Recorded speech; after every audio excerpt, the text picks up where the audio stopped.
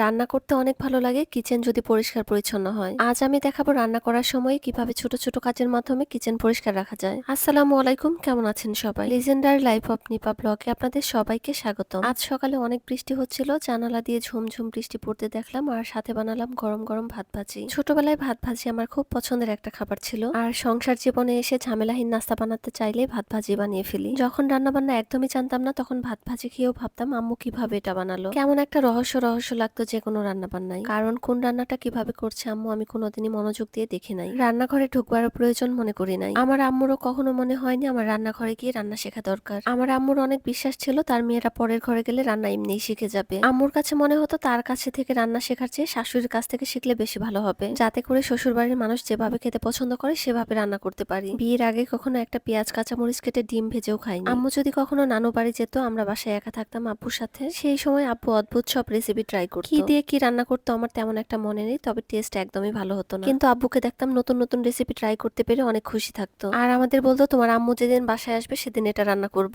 আম্মুকে অনেকেই বলতো মেয়েদের রান্না শিখিয়ে ফেলো, তাহলে তোমার অনেক সুবিধা হবে, কিন্তু আমার আম্মুর কাছে তার সুবিধা বলে মনে হয়নি। তারপর বিয়ের পর মায়ের মতো একজন সাপোর্টিভ শাশুড়ি পেলাম, যে কিনা রান্না শেষ হওয়া মাত্র আমাকে ভাত খেতে বসিয়ে দিত। মাছের মাথা খেতে পছন্দ করি, সেজন্য আমার পাতে তুলে দিত। একবার দুবার নয়, যতবারই মাছের মাথা রান্না হতো আমাকে দিত। নতুন নতুন আমার থেকে সব জেনে নিত, আমি কি খেতে পছন্দ করি সেভাবে রান্না করতো। শ্বশুর বাড়িতে এসে দেখি শাশুড়িও কখনো বলে না রান্না করতে হবে। আমিও তখন অনেক অল্প বয়সে, তেমন একটা দায়িত্ব নেওয়া বুঝি না। শ্বশুর বাড়িতেও রান্না কাজ শেখার কোনো বালাই নেই, আমি আমার মতো খাচ্ছি দাচ্ছি ঘুমাচ্ছি ঘুরছি ফিরছি। বিয়ের এক যুগ এভাবেই কেটে গেছে। তারপর দুই বাচ্চার মা হবার পর সঠিকভাবে রান্নাঘর সামলানো শিখলাম। আম্মু শাশুড়ি কারো হাত পাইনি, কিন্তু যে হাত পেয়েছি সেই হাতের রান্না বাবার বাড়ি শ্বশুর বাড়ি সবাইকে অনেক পছন্দ করে। মাথার উপর দুজন সাপোর্টিভ নারী ছিল বলে আজ আমি সুন্দরভাবে সংসারের দায়িত্ব নিতে পেরেছি, ভালো রান্না শিখেছি। কিন্তু সেই অল্প বয়সে যদি আমার কাছে সব দায়িত্ব এসে পড়তো, আমি মনে হয় শুধু দায়িত্ব থেকে রান্না শিখতাম, ভালোবেসে নয়। কথা বলতে বলতে আমি কিন্তু দুপুরের রান্না প্রায় কমপ্লিট করে ফেলছি। প্রথমে আমি লতা দিয়ে চাপা শুটকি রান্না করেছি আর চাল কুমড়া ভাজি করেছি, এখন মাছগুলো ভুনা করে নিচ্ছি। আমি চেয়েছিলাম মাছগুলো ভাজতে, সেজন্য সেভাবে ম্যারিনেট করেছিলাম, কিন্তু আরাফ এসে বললো মাছের ঝোল করো, সেজন্য সেই মাছগুলোতেই অল্প একটু ঝোলের পানি দিয়ে ভুনা করে ফেললাম। আমি কিন্তু প্রায় সময় রান্না করার ফাঁকে ফাঁকে রান্নাঘরের বিভিন্ন কিছু পরিষ্কার করি, এতে করে আমার রান্নাঘর সবসময় পরিষ্কার পরিচ্ছন্ন থাকে, আর রান্না শেষে রান্নাঘর পরিষ্কার করার জন্য এক্সট্রা কোনো সময় দিতে হয় না।